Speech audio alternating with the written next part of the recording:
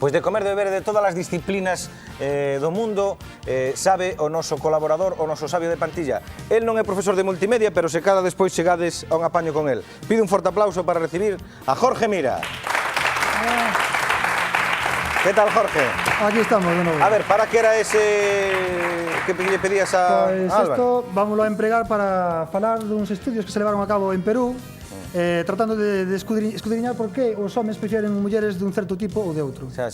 Bueno, por que existe eso da atracción sexual? Porque hai un fundamento, a ver. Nos organismos primixenios non había sexo, porque as células replicabanse a sí mesmas, clonábanse, e tiñamos aquí unha especie era sempre igual. A naturaleza dixo, bueno, vamos a partir da cuestión, teño un cacho masculino, outro cacho feminino, combínanse e aleatoriamente salen individuos mellores ou peores que van a ser os que sobrevivan ao longo da evolución. Para unha vez que se parten a eses dos cachos, a natureza tivo un problema. Como unilos, porque teñen que copular para crear a súa descendencia. Para elo, proveunos dunha serie de hormonas, testosterona, prolactina e feromonas, que son as que se encargan de meternos ese lume vital que nos impulsa, digamos, a copular. Sí, tal como di vostede, queda moi científico todo, pero, bueno, o traballo ese, preferencias sexuais do macho, tal, sempre se dixo que o amor era cego, o amor será cego, pero os amantes, bon ollo que teñen. Os amantes teñen bo ollo porque, a hora de escoller parella, a natureza pídenos que a busquemos de maneira que a diversidade biolóxica sea a maior posible e que, ao mesmo tempo, a nosa parella sea o máis saludable, teña, por así dicilo, o mellor contido xenético posible, para ter os mellores fillos. Bueno, eso dirá a natureza, pero despois moita diversidade, pero todos nos gustan as mesmas, non?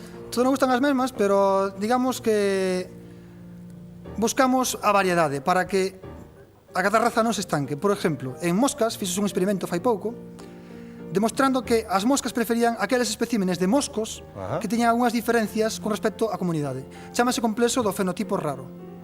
Ben, para eso ben me podía pedir vostede unha mosca, pediume outra cousa, pero vamos, trouxenlle o maniquí. Que hai dese estudio? Que nos pode decir? Pois ese estudio entrou a saco co tema da beleza. Que é un cervelo? Pois un cervelo é aquel que atrae a máis parellas da súa especie.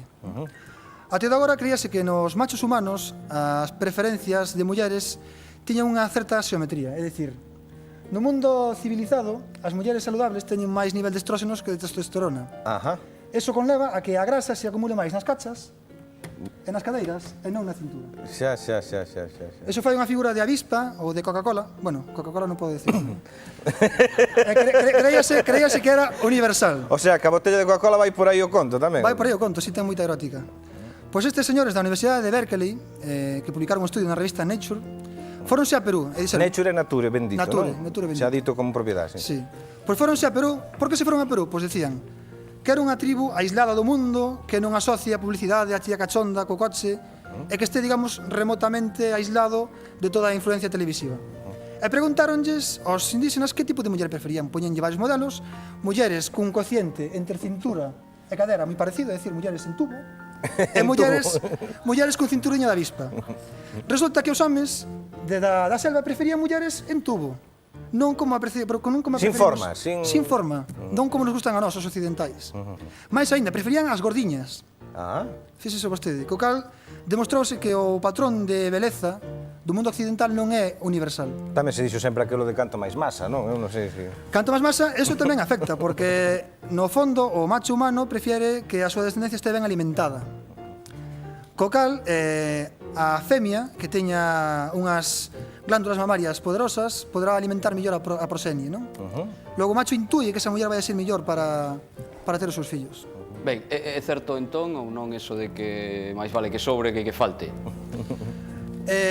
O de sobrar ou faltar, o do tamaño é unha cuestión que depende do uso.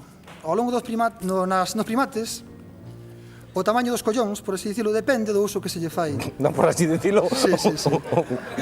Por exemplo, os orangutáns e gorilas teñen certos haréns de femias e teñen, digamos, a copulación asegurada.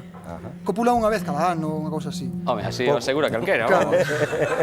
Pero os humanos, digamos que temos unha vida sexual máis asetreada. Copulamos máis frecuentemente e, ademais, non prevemos cando imos a copular, ten que ser unha resposta máis rápida. Co cal, o paquete gonadal ten que ser maior para proveer unha resposta de esperma máis rápida. Ben, pois o que ten unha vida xetreada, Jorge Mira, que sei que ten presa porque ten que arranxar o pasaporte, é certo? Sí. Porque se Vome vai a California. A California, ben, A semana que pois ven, sí. O deixámoslo sea que a ir. semana que ven non ven ao programa. Non pode ir ao programa. Estarei no Valle do Silicio, que é un sitio moi interesante no cal fan uns ordenadores moi bons e están ao tanto do último. Bueno, pois logo non lo contará a volta Veña. do viaxe. Un forte aplauso para Jorge Mira, o noso sabio de plantilla.